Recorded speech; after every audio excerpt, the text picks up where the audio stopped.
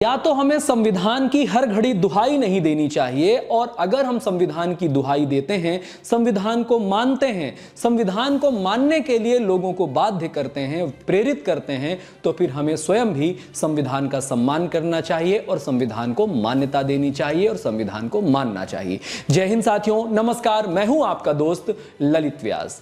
आज मैं संविधान की बात कर रहा हूं, आज मैं कानून की बात कर रहा हूं, आज मैं सामाजिक समरसता की बात कर रहा हूं। अगर हम लोग संविधान की हर घड़ी दुहाई देते हैं, बाबा साहब के संविधान को हम सर आंखों पर बिठाते हैं और हर बात पर केवल एक चीज लेकर के आते हैं, संविधान हमें यह सिखाता है, संविधान हमें यह अधिकार देता है, तो संविधान हमारे कुछ कर्तव्य भी निर्धारित करता है। उन कर्तव्यों का भी अनुपालन करना हमारा नैतिक कर्तव्य होता है।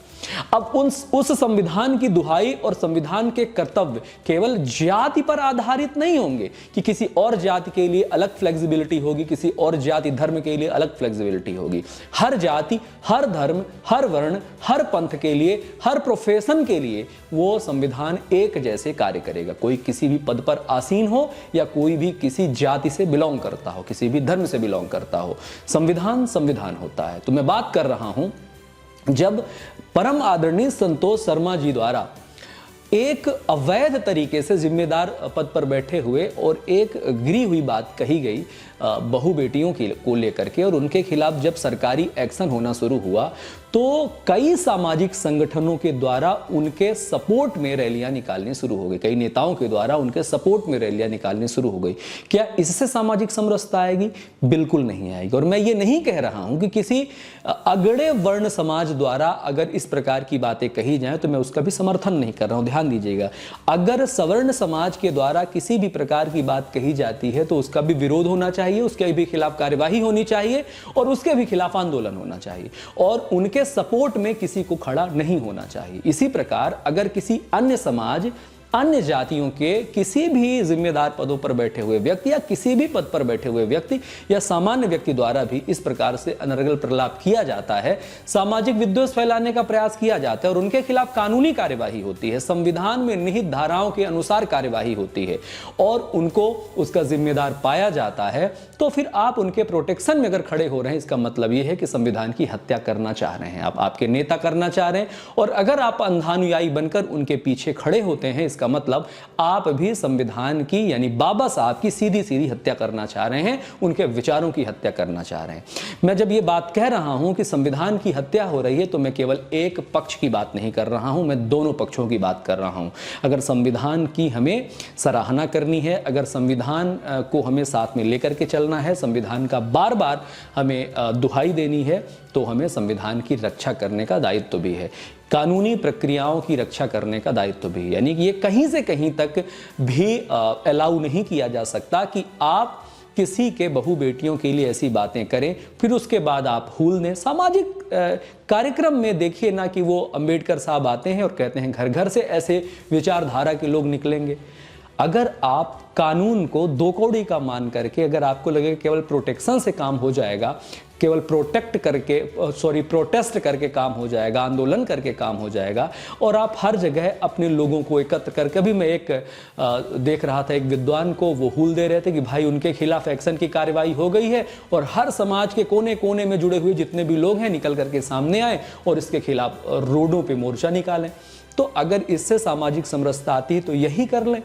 हमें सामाजिक समरसता के लिए हर प्रकार के हर कसौटियों पर ध्यान देना होगा। हमें कोई भी आता है, कौआ कान ले गया बोलता है और हम उसके पीछे दौड़ने लगते हैं। हमारा जीवन केवल कौआ कान ले गया तक ही सीमित हो गया है, हमारा ज्ञान कौआ कान तक सीमित है।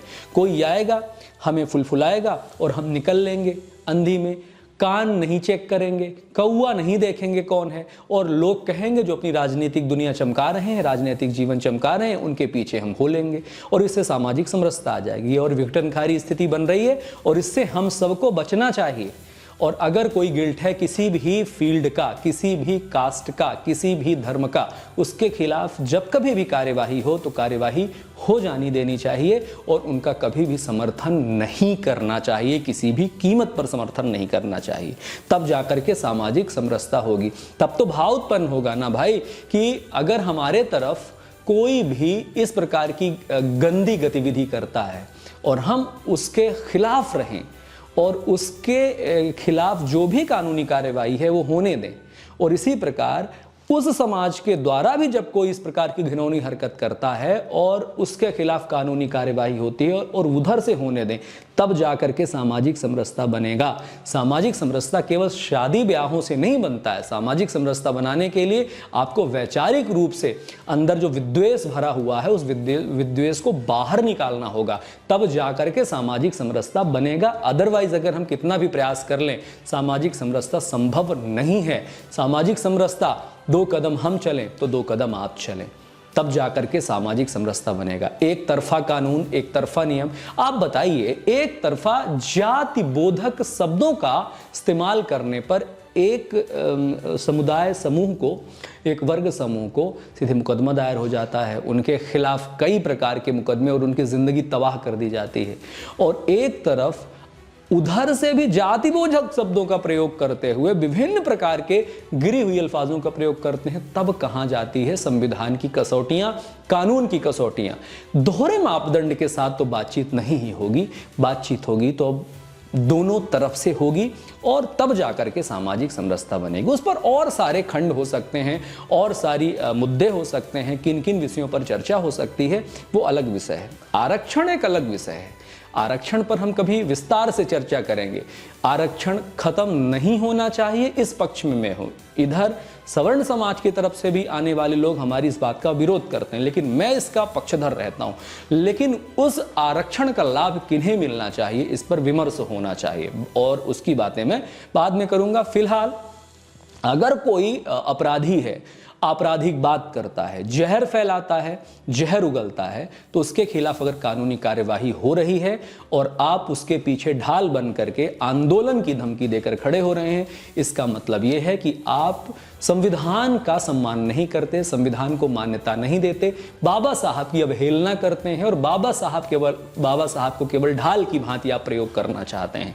तो इस वजह से जो कोई भी लोग उनके आपराधिक कृत्यों में साथी बन रहे हैं, सरोकारी कर रहे हैं, उनको भी ये सोचना होगा कम से कम। खैर, ध्यान रखिए, मिलते हैं अगले वीडियो में। बहुत बहुत धन्यवाद करते हैं। जय हिंद, जय भारत, वंदे मातरम। ख्याल रखिए अपना।